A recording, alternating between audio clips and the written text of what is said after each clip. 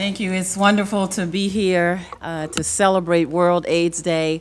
As a member of the United Methodist Global AIDS Fund for our denomination, I would be remiss if I did not put a plug in, as Susan had mentioned earlier when she was given the introductions about Giving Tuesday. The number for United Methodist Global AIDS Fund, if you go to umcmission.org, our number is 982345. So write that number down so you can give tomorrow. Amen? Amen. I'm also, last night when I was watching the news on the television, I saw a commercial.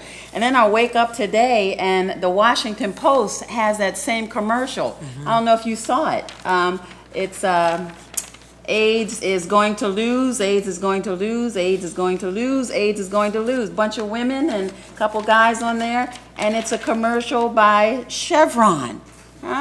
We agree, and I'm like, wow, if Chevron can make a statement, a bold statement about that on the television and across the globe in print, then certainly the church ought to be able to do so also, right? And so I have to say that I am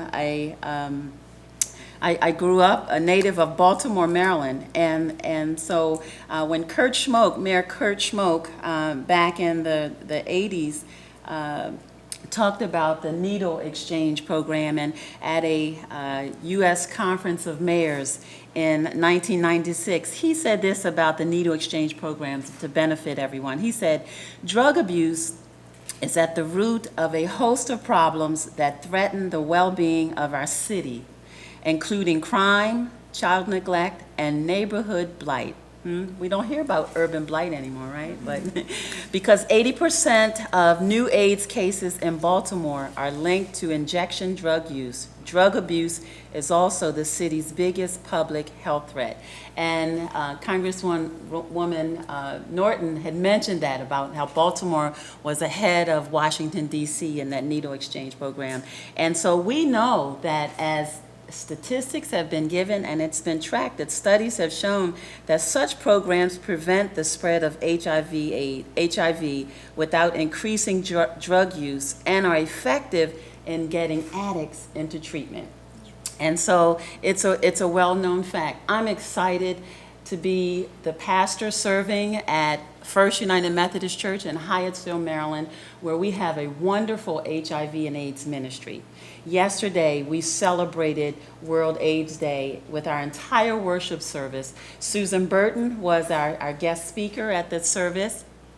We had shared a litany, lit candles, and talked about HIV/AIDS and the church and the impact that the church can do to support, engage, resource persons living with, infected, and affected with HIV. We have an extensive ministry at our church, as I said. After the service, we had a guest speaker who is an older woman living with HIV and AIDS, spoke with the adults. Down the hall, we had a workshop for teens. Kaiser Permanente came in and did real talk with teens, talking about the effects of HIV in teens and youth, and did role playing with them. And so we're excited about everything that we can do to resource and equip the congregation and the community as a whole. Our ministry, our HIV/AIDS ministry team meets once a month. And we are, I have to say, I'm proud of this, we are a certified testing site, one of the only certified testing sites in a faith community within Prince George's County. Yes, wow, yes, it is. Every church ought to be a testing site. Every church ought to be a testing site so that more can get tested. Are you positive that you are negative? That's the big question. So the committee meets for 2 hours and then they do testing. Once a month we do testing. And it is not, it's easy sometimes, as Congresswoman Norton was saying, about people waiting in line to get tested, because there is still the stigma out there. There is still, and I serve an African members are in my congregation, African American, Caucasian, Indian, African American, a couple of Hispanics, and our congregation is very diverse.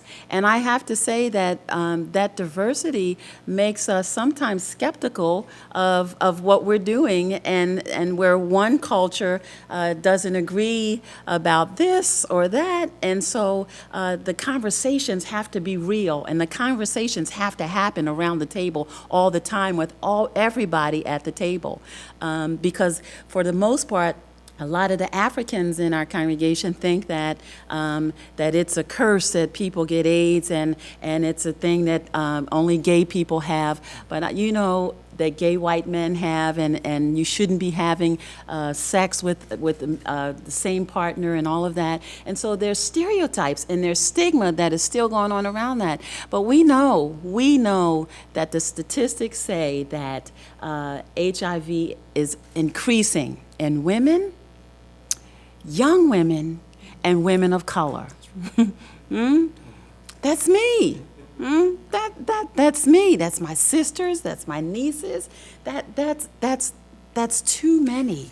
That's too many. And so it's not a disease that white gay men have anymore.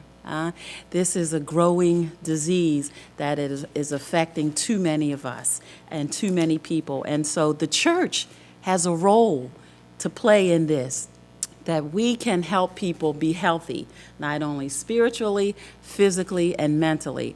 And so we want to keep addressing that role. We want to keep testing. We want to keep giving resources. We go out to the metro station and put up our signs and point people to the church and say, we're testing today. It's free, it's confidential, we're testing.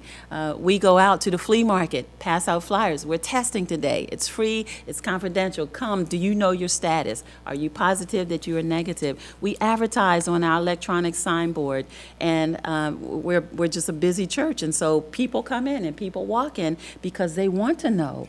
They want to get tested, and they want to know. We've gotten grants from UMCOR to help with a workshop training that we have done for young people, for teenagers, 2 different ages, 12 to 15 and then 16 to 18. 2 different times we've done workshops where there's been 8-week courses for youth getting educated about HIV and AIDS.